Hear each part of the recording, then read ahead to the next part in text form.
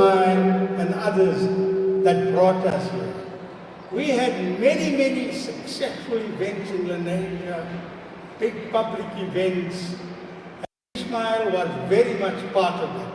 So Ismail wasn't just an intellectual writing on his bed. He was also a grassroots activist. He understood people, he understood the needs of people, and he played a role. When we started our activities in Lens, we decided that we needed to take up grassroots issues. And we formed the Federation of Residents Association. We worked, there was an area in Lens called Two Rooms. And Ismail worked tirelessly with other comrades in Two Rooms for us to mobilize these people. We took these people on a bus to Pretoria, so that we could demand for better housing. When people, lights were being switched on, we took those issues up with the Johannesburg City Council and General. And I'm telling you these things that many of us know Ismail, we know him as a nice guy, but what I want to say is that he is also a grassroots. There are very few people who understand how to pitch politics. We must never speak above people. People need to understand that.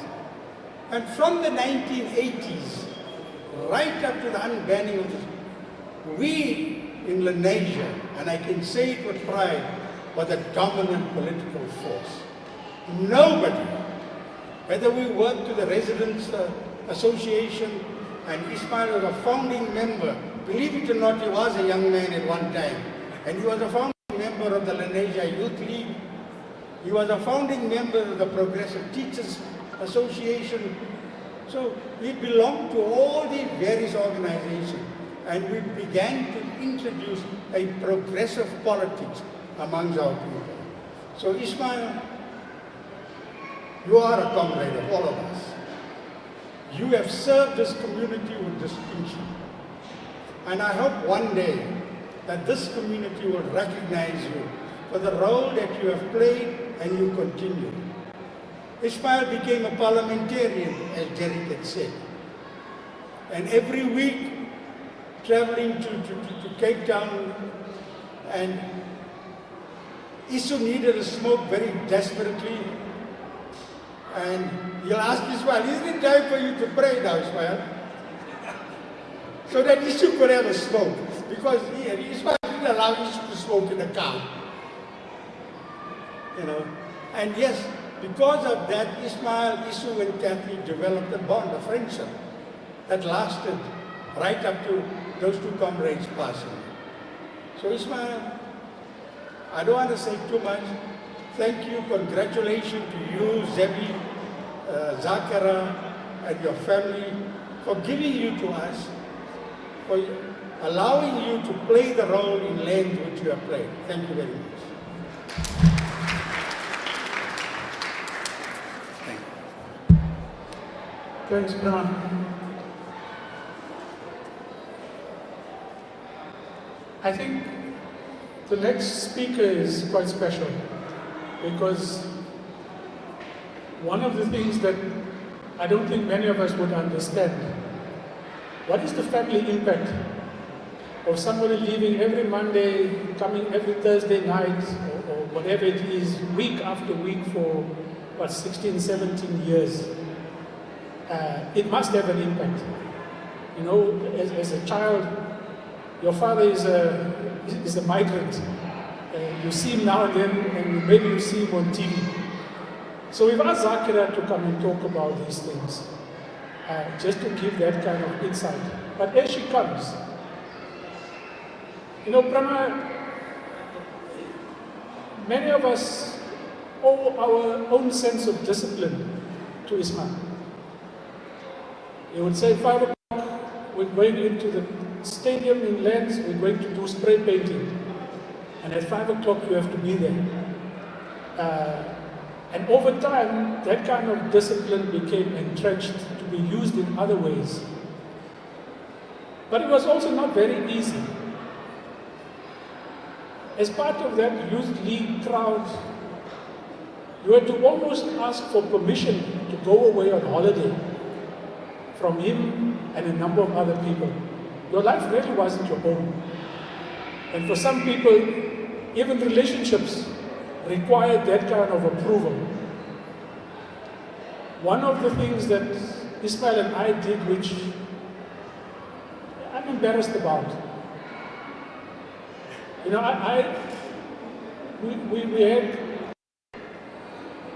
we had an activist, Girish, and we just couldn't understand Girish's militancy. Because when the UDF had its rally here in Lens at Nurul Islam and at the Gandhi Hall, Girish came out with the ANC flag, although his face was, and we just couldn't understand this militancy. And we thought that he was a security agent. Ismail and I went to my sister and said, break this thing off. Fortunately, she didn't listen to us. Because we really didn't have anything of substance other than a gut feel. But we were wrong. But that's the kind of hold that he had on many of us, the kind of discipline that was entrenched. And you see it in many ways in the way in which we work in the foundation today as well. But Zakira, people have said all the good things. Hopefully you're not going to continue in the same vein. Just tell us what was it like not having this chap around? Was it, I'm sure it was heavenly. Maybe the weekends were stuff that you dreaded, or maybe it wasn't. Yeah.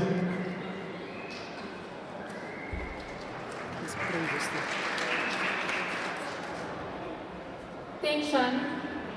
So, I'll be speaking about the impact of all of this on our family life. Our public life impacts family life. My siblings, one who's listening on YouTube and the other who's here, I think they'll both agree that when you're born to a politician, you learn to walk a tightrope between public life and private life. The golden rule is that whatever is private is not really private. It's often very public. So the things that other teenagers could get away with, you know, bunking class and that sort of thing, we couldn't get away with it very easily. We were often called out by teachers, by others, hey Vadi, what's your class doing? Why is your class not listening? And we often had to answer for everyone else. So we required very sophisticated plans to go about our thing as teenagers. As I grew older, and many of you who know, Shan is speaking about the discipline of arriving early. I'm usually very late, so I drive at a very fair pace, you know. But one of my constant worries was that I'd be stopped by the metro cops, and they'd look at my license and they'll see the surname Vadi. And then I'd be into trouble, and the media would report that the MEC for Transport's daughter has violated the rules of the road. So my surname is something that I've always wielded very carefully, both as a journalist when I was at the Rising Sun, and even now. Recently, I had to visit the OUTA offices, meet up with the staff there, develop links with the foundation and OUTA, and everything went off without incident until the end of the meeting when Wayne Duvenage pulled me aside and said, "This Ismail Vadi, are you related to him in any way?" And if you know, my father at that time was involved with the e-tolls issue. Wayne Duvenage was anti-e-tolls. But luckily, Wayne Duvenage didn't hold a grudge against me. And I think all of us in our family have been very careful about this because on the one hand, while people know your surname, they know your family, it can also be in politics, and politicians are often a source of great anger for people sometimes. So a few years ago, there was an issue on the highway where rocks were being thrown. Someone in our community passed away because of it. And people were angry, so they pitched up at our doorstep. They had a bucket load of rocks that they collected, and they dumped it on the pavement. So I think we've become very careful about that. But it's not all doom and gloom. It's not always very bad. I think my sister will tell you that we often fell asleep at random people's houses when political meetings ran late into the night. But we came back from those meetings, even though we may have slept or not listened, We came back after that having learned a lot. So the issue of Western Sahara, for example, before it became a very popular issue in the community to do solidarity work around, we knew about it. Our friends at school would talk about fashion and movies and whatever else. But at home, we were learning about Palestine. We were learning from Ismail Ibrahim about his trips to Iran and Sri Lanka. Mohammed Baba was not here. We would revel just listening to the local gossip around politics in the country, who was standing for what position, what were all of the things happening behind the scenes.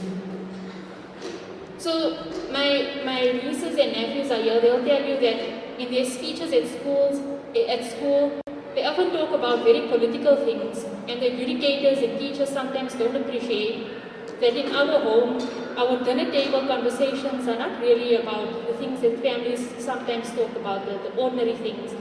It's often about political debates that results in an uproar, and I think my sister and brother-in-law must have been quite shocked when they married into the family to see how vigorous these debates would take place.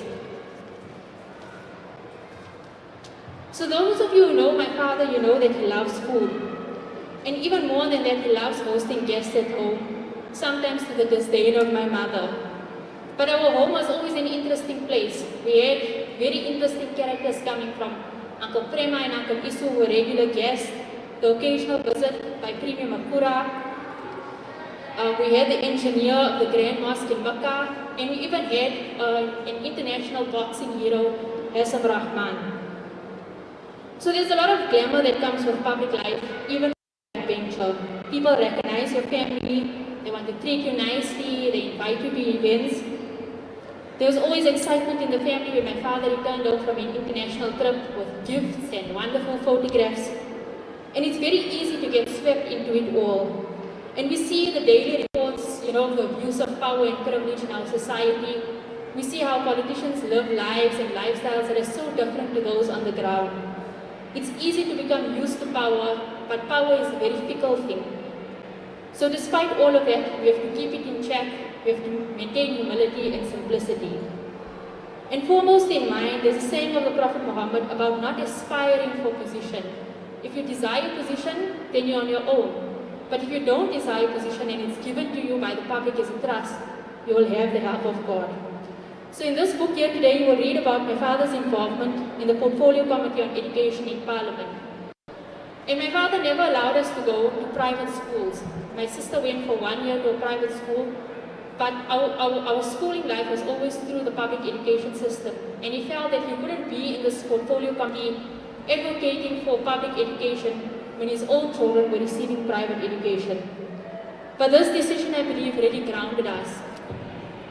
It taught us anything beyond what a formal private school education would have given us. It taught us about engaging and playing with other children across race, religion, culture, gender, and importantly, around class. But as important as it was for my father to keep us grounded, I think we had the same responsibility towards him. So my sister will tell you that a couple of years ago when he was the MEC, he suddenly had drivers, he had security personnel, he had a state car. And one day she saw one of the security personnel carrying his bag inside the house. So she called him up and she said, "Show me your hands." So my father put out his hands thinking, what on earth is this about? And my sister asked him, "Do your hands not work? Can't you carry your own bag?" And I think that was a lesson for him to remain grounded. This book speaks about my father's transitioning from an ordinary activist in Lens to a parliamentarian, and the constant traveling between Cape Town and Joburg and its impact on our family life. I was born quite well after my brother and sister, so I knew my father as, this chap who would come home on weekends with a loaf of olive bread from Furnace Bakery at the airport. But I think that the traveling had an impact on my brother and sister because they knew him to be at home during the weekdays. For my mother, what it meant is that she had to become the father as well. So she had to take us to school and madrasa. You'd often see her flying through the fields of Lens, trying to make up time and get us to school on time. She had to change the light bulbs, look after mother-in-law, look after us, look after the pets, do all sorts of things that normally would be shared between two people. And I think that sometimes the politician is looked at for their greatness, but the family support structures around them isn't. They aren't recognized. So my mother, Femina, who's here, and Nanama, my grandparents, my aunts, and many, many others, the domestic helper at home, many others. Her name is Maria, and others in the family, other comrades and activists who are here, who often lend their hand. But public life comes with unexpected changes. So in 2010, I was on Hajj. My mother was at home and she called me to say, you know what, he's going to be at home now. So for the last 2 decades of our life, we were living what I call the porridge lifestyle. You know, once my siblings got married, my mother and I would make porridge for supper, we'd sit and eat, watch TV maybe, and then go and sleep. And suddenly my mother had to deal with a full-time husband. It meant cooking supper. It meant I couldn't go out sometimes late at night. I had to explain to both parents now where I was going. So I think her anxiety this time around was quite different to when she cried the first time that he left for Cape Town. I don't think it's peculiar to politicians, but all working parents who sometimes tend to ignore their children because they want to further their careers, they get so involved in their work.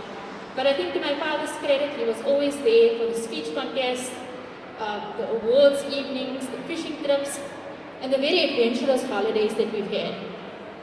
Despite not being in formal politics any longer, my father remains a political animal. Even the great amount of time that he now spends with his 4 grandchildren, even our cats at home, this does not succeed in taking him away from his political work. Ask my mother, she'll tell you that she still complains about holidays being appropriated for political networking. So in conclusion, my siblings are always asked, why don't you guys follow in your father's footsteps, you know? My brother is a journalist, but now he's strangely gone into cattle farming, and my sister is a teacher. I'm the only one who, a little bit through the work of the Kathrada Foundation, has strayed into political activism. But I think we don't really follow in his footsteps because we know what comes with it. There's a great weight of public responsibility and accountability. It reminds me of something associated with one of the most regarded caliphs in Islam, Umar, who was asked one day, why doesn't your son follow in your footsteps? Why doesn't he occupy public office? And his response was something along the words that, isn't it enough that one of us in our family have to account before God for the public trust that has been put on us? So more than anything else, I think that's really what's at the heart of walking the tightrope between the private life and the public life, and that's public accountability.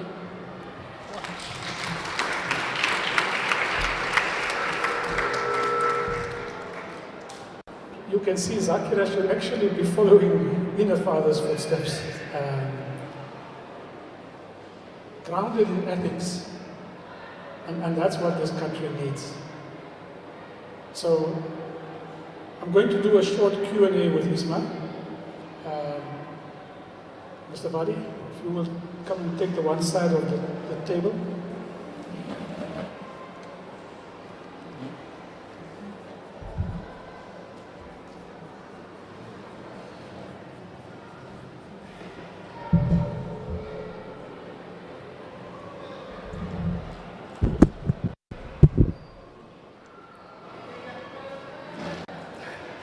Ismail, just explain the title, because it says political backbencher. It doesn't say parliamentary political backbencher. So I assume backbencher to you has a wider connotation than just being a parliamentary backbencher. It's like an exam question. Yeah, the conventional term is just backbencher. The other day I phoned Mac Maharaj and I said I've completed this book and it's called The Political Backbencher. And he said, why political? So I said, I had the backbencher, then when I discussed it with Zakir and others, they said, no, the political backbencher. But I think what it reflects is really the nature of my activism. I've always been a behind-the-scenes activist. For those who know me since the late 1970s, I've never assumed any formal executive position. And even the choice of photograph. There are other photographs. I chose the the photograph of Walter Sisulu. If you really want a backbencher, but the key strategist in the history of the ANC, it's Walter Sisulu. Yeah, Mandela and Tambo were the charismatic frontline leaders.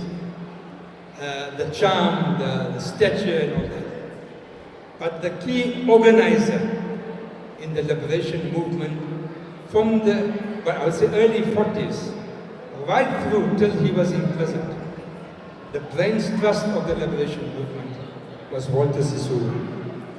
And, you know, Walter was released with Katrada and them in 1989.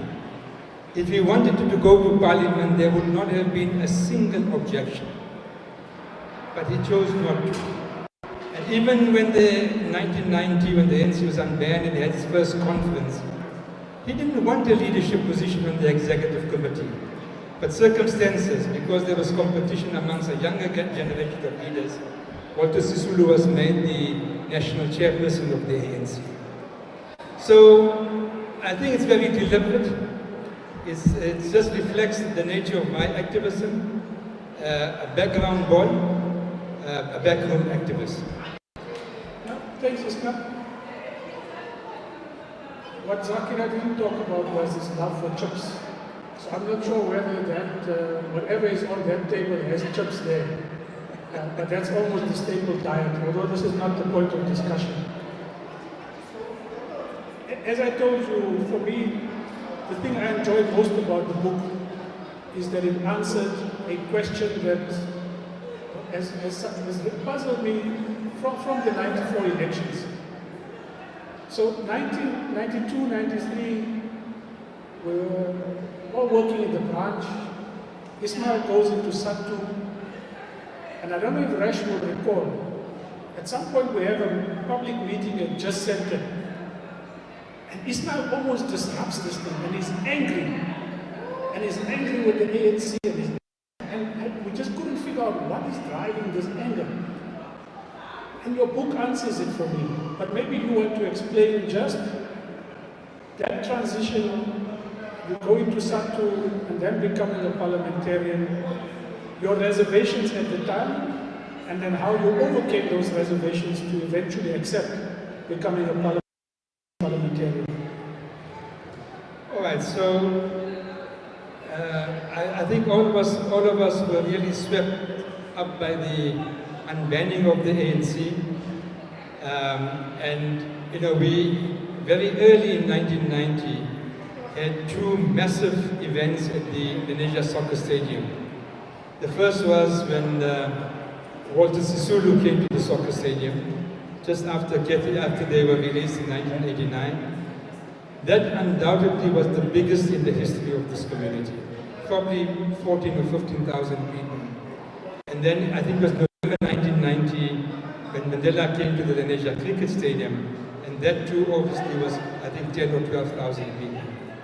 So, I mean, all of us, all the young activists were young then, but all of them are here, Belly and so many others. We were the first branch to set up in the PWV region for the ANC.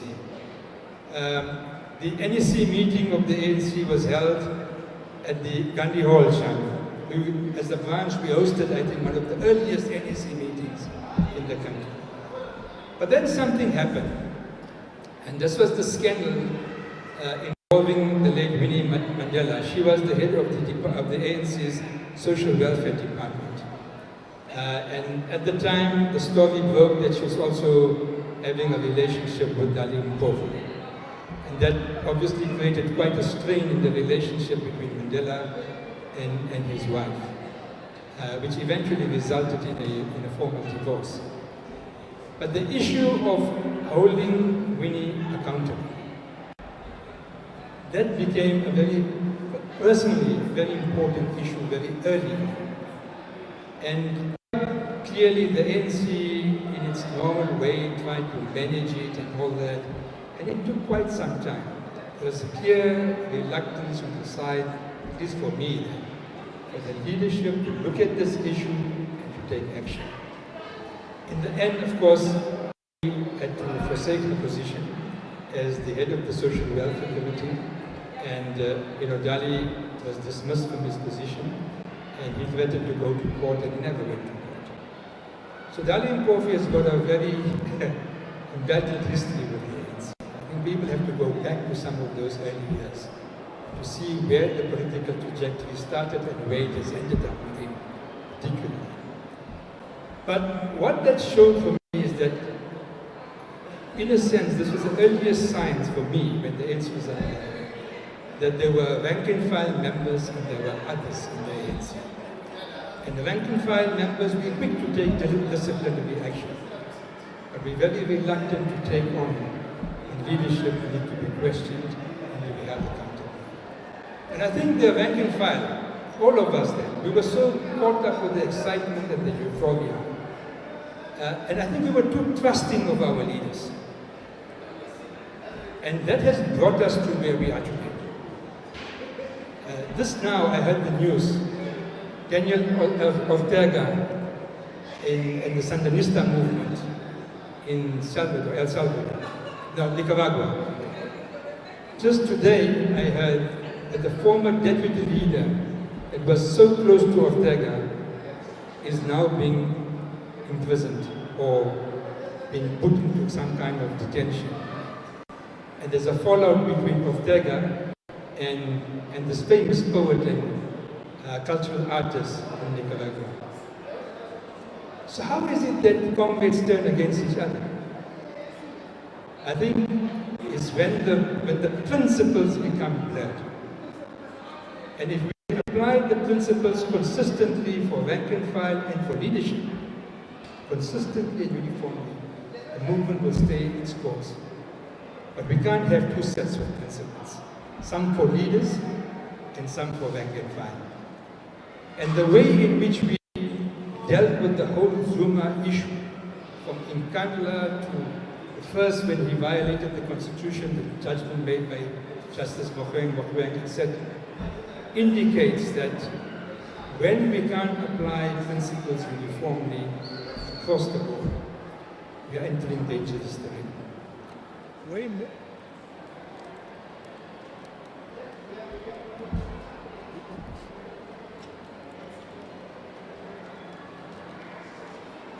Okay. Thanks, Ismail. In your book, you deal with the issue of, as Derek has spoken about, grappling with how to dress for the opening of Parliament. I think it's just important to take this audience into the kinds of thought processes, discussions, debates, and when you look back today at what the opening of Parliament has become,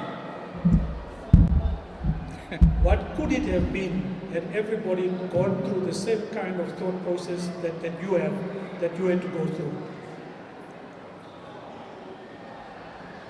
Yeah, it's like all these questions. I think our starting point is that we are, all of us, we have one single personality. Embodied in us are multiple identities. We carry different identities. So by birth, I am of Indian origin, Indian South African. By religion, it's Islamic. By generational, at one stage I was youth, now we're becoming quite old. By gender, I'm male, somebody else is female. By class, I was working class, in fact poor working class, but we're middle class now. So identities are never fixed, identities change. And one of the things that I must say for young people, never be ashamed of your identity. Never. Somebody can call you a police, okay? And sometimes Malema can say what he wants to say about Indian South Africans. We're not ashamed of our identity. What matters are the values, the principles, and the beliefs you hold, not your outer appearance. And I think that's absolutely important. So, we don't have to sacrifice anything to be like somebody else. Just be yourself. But carry your identity with dignity, with humanity, and with humility. That's absolutely important. The choice had to be made. I had to make that choice when I Came back from pilgrimage, first pilgrimage to Mecca. In 1992, I was working at Wits University. And I had to make the decision, do I change my dress? Because the Hajj did have quite an impact on me in terms of my spiritual thinking. And I came home and I told Zevi, take out a dustbin packet, take all my clothes, the denim jeans, the t-shirt, put everything in the packet and give it away. I had one kufta, one Islamic dress that day. So I almost designed a new wardrobe. So that was 1992, June or July 1992. And then came 1990, I go to Wits. So the next day Professor Penny Ansland was the head of department. I walked in there, thanked her for the leave that I was given. I said, I'm blank. I said, look, I'm going to dress like this. He said, no problem. She said, why should it be? She said, university. So that became the new norm. And then came Parliament. April 1994, I think we were sworn in on the 10th of May. And the decision was, do you go back like this, or do you go back in your suit, or whatever the Western style would be. And I think I say in the book that if this is to be a true democracy, if this is a democracy or a society that recognizes cultural, religious, linguistic diversity, then it shouldn't be a problem for me to go how I want to. And I must say, to Parliament as an institution, but particularly to the ANC, my dressing, my religious beliefs has never ever been a problem. Even when I became the Premier, sometimes during the fasting month was cabinet meetings. MEC, sorry. Yes. And the Premier, I would tell him, Premier, it's time for me to pray. Or it's time for me to break fast. And his words would always be, we respect Ismail, you can go. That's the democracy, that's the kind of society I think we should all work for and defend. Thanks.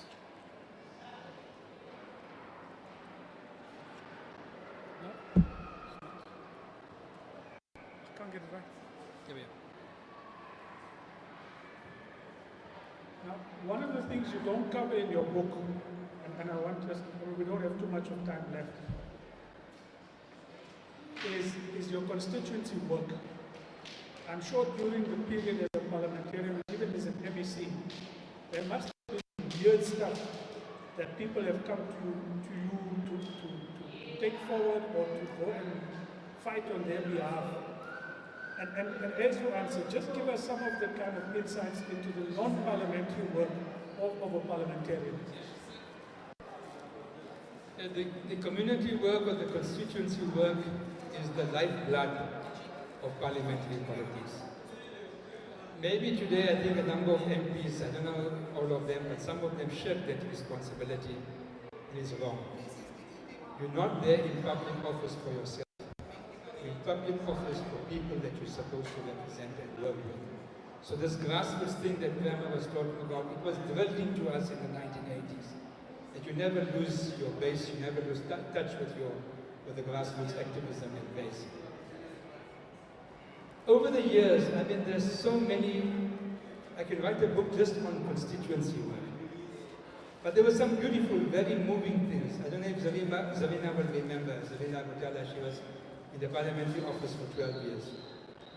But one day, I was in the office, and an old lady pulled up, climbed the stairs because we were on the first floor, she battled.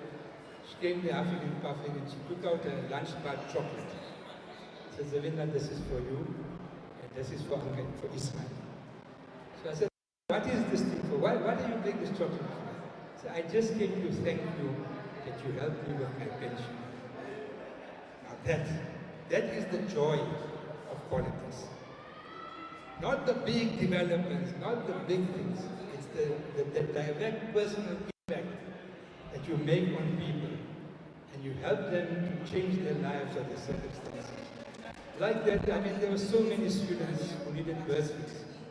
I would go to some of the business people and say, can you sort out this guy, please, for this lady, they need help. They're incredible students, I've seen the results. And to the credit of the business community and so many of them, without hesitation. They never questioned. They always gave somebody a sponsorship. So those are the kinds of things. This mall, I don't know, Ismail is here, but Said Mia, once the land was acquired, there was an issue of gaining access for there was a sewer line or something running right in the middle of this place. The railway servitude, something. And I mean, it was just tough. The wouldn't want to hear. Khafs Masukutu was the MEC for roads and transport. Both Shan and I went. Subsequently, I think it was Ignatius Jacobs. Now, this is an important point. We made that representation in the public interest. There was never a moment that either Shan or myself or any activist from this community went behind the scenes to these guys and saying, if this deal comes through, what's in it for us under the table? It was done in the public interest, and I hope they benefited financially from it. Today, I know I've been in touch with Yasin quite regularly when this mall was under threat with the looting and all that. I asked, okay, what if something like this is destroyed, what's the value? And he doesn't want to say. But it's not a small amount. So the thing is this about public representatives. We never keep a hand under the table. For the next generation of leaders that are coming, keep your hand on the table like this. Never put your hand under the table. It will be the biggest mistake you make in politics. That deserves an applause. I mean,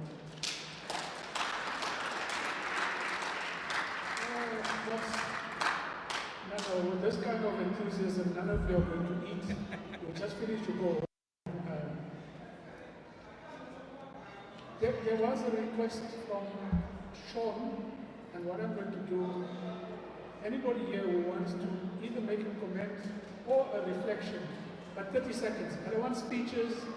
Don't read the whole book now back to us. Just a 30-second contribution from anybody. Sean, you will. I'm done. Good afternoon, everyone. 30 seconds on the track, but Ismail was a goalkeeper. That's his sport. I was 14 years old and I was 12 years old. It was my English. I wrote a poem called Apartheid is a crime, only God, no, apartheid is a pain, only God can explain. And whatever, and Ismail, it was a free writing thing. And then I got back to the thing and he said, thought-provoking. I said, oh, what did I do now? Because I didn't know what provoking was. So I had to go and find out now what it was. And Ismail has planted a seed in my life from the age of 12. There's two occasions that Xavier was with us. We went to a Zadro where Satya was doing a speech and total injustice, he lost that competition. But to talk back, the investment that you made in my life is huge. The activism, who I am, working for the Yamakatala Foundation, we had a role to play.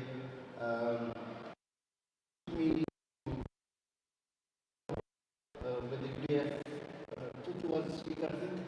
They parked your car far away from the wall. And I asked now, why is he parking his car? You must walk. Myself and Zebby, we walking now.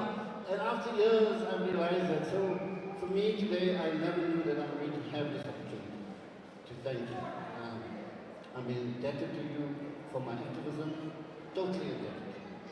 And to pay that debt, I just want to say thank you. Thank you, Sean. Anybody else? Any other thoughts, reflections, questions? Second round.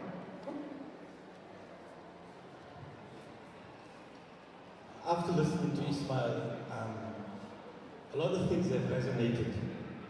And I think the most important thing that resonates, former Minister and I have a quick caucus, and we hope we get all of your support here. Ismail not only is a mentor and an inspiration to politicians currently and future, but I think he needs to come out of retirement and enter the realm again. Please, Auntie. You know, today politics is all about self-serving. What can I get? Where can I go? How much can I take off the table before my term is over? And it's not simple men in kurtas walking into parliament. It's Armani suits and Gucci shoes. I mean, we all know who we're talking about. So I think Uncle Ismail can be an example for the people who are going to lead this country in the future. For if it's not like people like him, Madiba, Kathy, Isu, Chiba, Prema, Derek Honeycomb, and the list, Jeff, the late Mayor Jeff, and the list goes on and on and on. We're going to breed a nation of self-serving people, and this country is finished. So, Ismail, Derek, it's not a request, it's actually your responsibility towards this land to make it a better place for us all. Ismail will respond to that. And the wonderful thing is that with changing legislation, he can stand not on behalf of a party, he can actually stand as an independent. And so can you, by the way. No, so can you. Don't put it onto his shoulders only. And so can many other people here. And that's what I think is the most, if there's one big change that's coming, is this change to our electoral system that I think is something we are going to have to grasp in a very significant way. Anybody else? Fakir. Maybe 30 seconds? Fakir.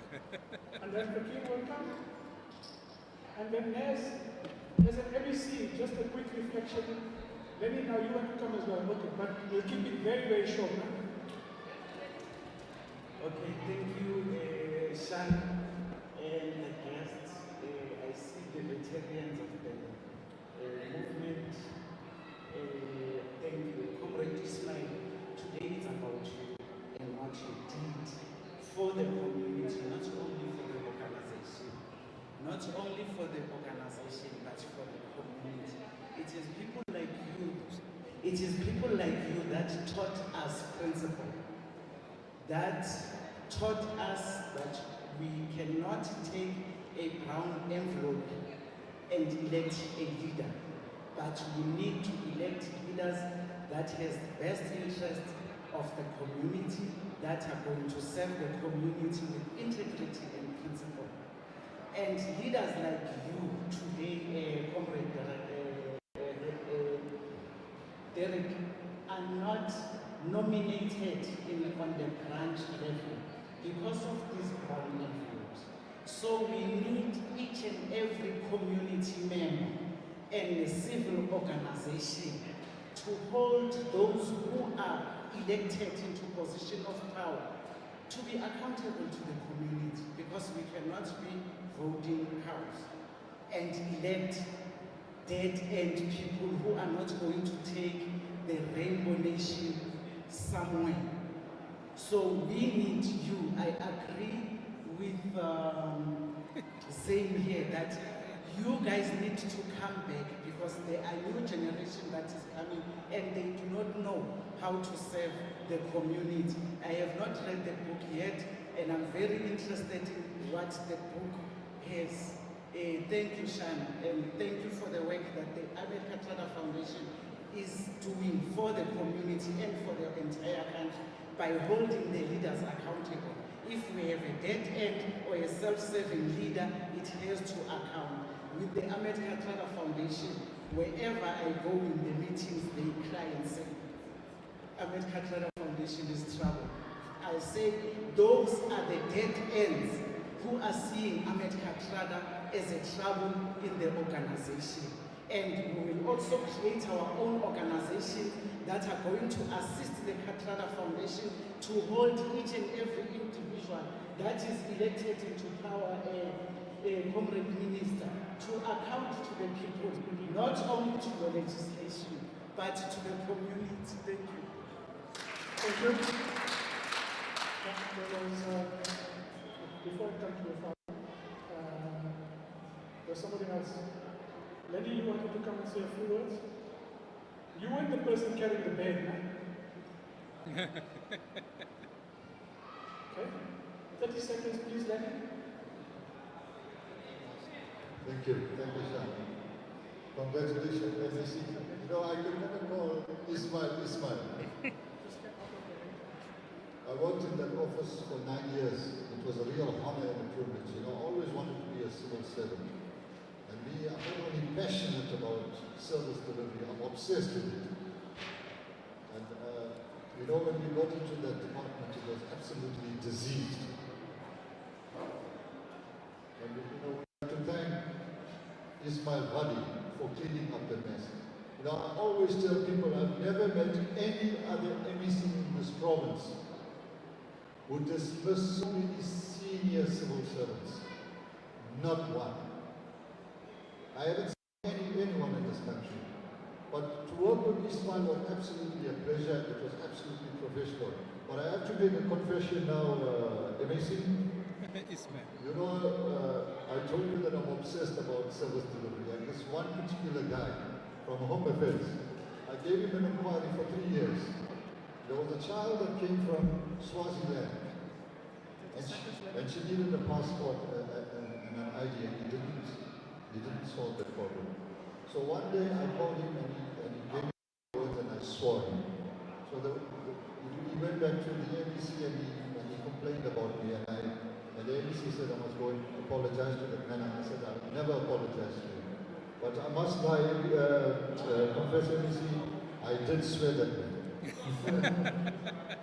And just one last thing, Sean. A few years ago, MEC, I gave you 100 rand. You didn't give it back to me. So I'm going to get us for a discount on the book. Thank you. Thanks, Manny. Next? Next? No? Okay. You want to say a few words? No, you can't have the turn around now. Can't go around here. No? Ladies and gentlemen, I'd like to tell you something, and I can vouch for one thing. Serena, Sean, Ismail, when we were building the mall and needed their help, they were always, without stretching their hand out for a handout. That I can vouch for because I was there present. He never asked for anything at all. So Serena and Sean. Sean troubles me from time to time, but that's part of life. Okay, thank you very much. Thanks, Ismail. And I will say something. With regard to the railway line, and regard to the roads, they were instrumental in getting this all organized. Thank you. Okay, I think we come to the end of this. We've heard some of these reflections. Whether you want to make any closing comments, there's a whole wall of glowing tributes. Oh, okay, sorry. You've published how many books so far now? 24. Ismail, you on 3, no? You know, one of the good things was when Ismail didn't get back into provincial government, I said to him, this is the best thing ever. Because his calling is a historian. And I think you've started to now see some of the stuff that's coming out. Because that's his real craft. He can fix potholes, but he can do better history than most other people. So, but you set the benchmark 24 and he's at 3. Thank you, Shani. Good afternoon, everyone. I said to Ismail when we chatted on Thursday, I said that I hope this is not the end of the books, because I shared with him yesterday, Shan. On Thursday night, he sent me the electronic version of the book 2 weeks ago already.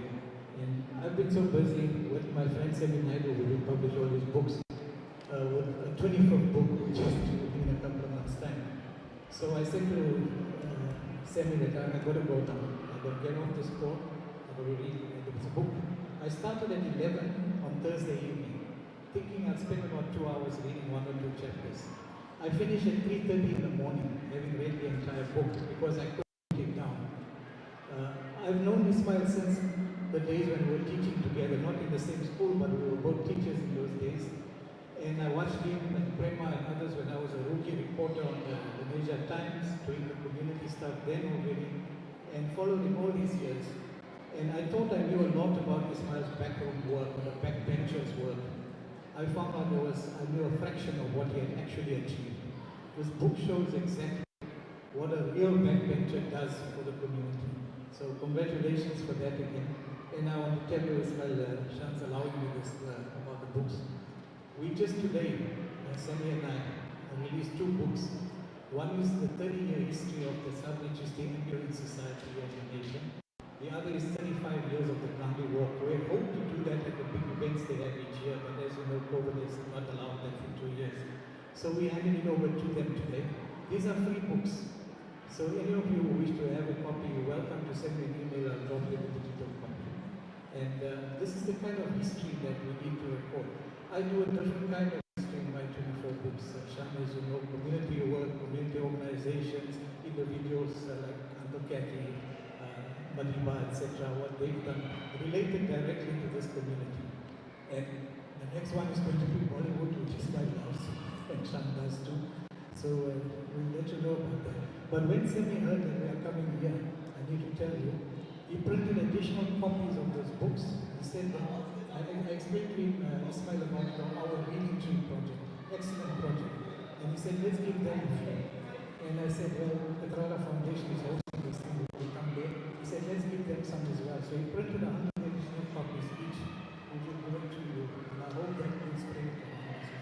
Thank you, congratulations. And I may be up there when you do your 25th, but I'll be looking down at a fellow over there and saying, he listened to me, he did more of his history. So thank you very much. Thank you. I just want to thank Ahmed Ismail, par excellence, the audio visuals here, the live streaming that has taken place today, JYM, sound,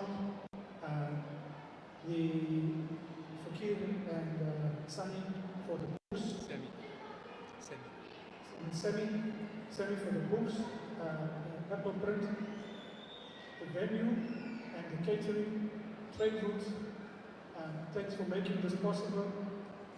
But most importantly, all of you coming out here today, and I'm not sure how many of you this is your first outdoor venture in terms of this COVID period. I think it's just wonderful to be doing things in a way that we like doing in the foundation. Zoom is fine, but it can't beat this kind of interaction. So over to you, Ismail, to close off today's event, please. Just from my side, thank you very much to everybody for coming today and for supporting a little bit of work that we're doing. I'm reminded of Isu's words. Isu served 10 years in Parliament, and when Kathy retired, he said, look, it's time for me to go. At that stage, David Makuva was the provincial secretary of the ANC in Gauteng. And he approached me and he said, look, can we speak to Isu? We know that the traveling from Joburg to Cape Town is quite difficult. He's getting old. He's been so many years on Robben Island.